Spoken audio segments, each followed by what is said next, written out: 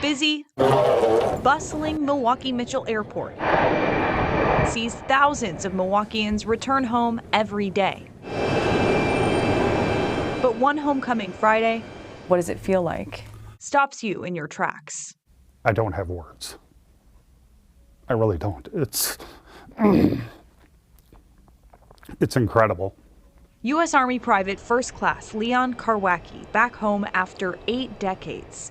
Tony Karwacki, Never thought the day would come. there on the tarmac to receive his uncle's remains. He was drafted in 43, I believe. Leaving behind his wife in Milwaukee, 27-year-old Leon fought in Germany during World War II. September 17, 1944, his infantry took on heavy enemy fire near the village of Mossbach. Karwacki was killed, and after the war, he was buried in the Netherlands as an unidentified American soldier. We never knew what happened to him. Until 2022, when Tony got a call from the Department of Defense Missing in Action Accounting Agency. They asked if I'd be interested in taking a DNA test to help identify Leon's remains. Then last fall, the positive ID and the news he hoped for. Leon would be coming home. The honor guard on the tarmac, the procession to the funeral home. A homecoming for a hero. I'm moved. I'm touched. I'm grateful that people remember.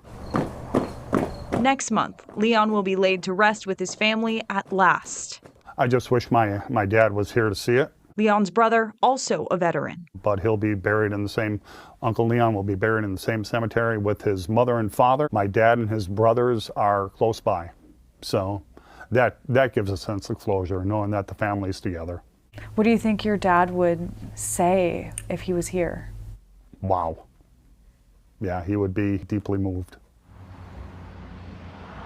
Leon is here now, waiting to be laid to rest at St. Adalbert's Cemetery on September 10th. That's almost 81 years after he was killed in action. And I want to read you this quote directly from his obituary. It says he'll be laid to rest with full military honors, surrounded by the gratitude of his family, his community, and a nation that will never forget his sacrifice.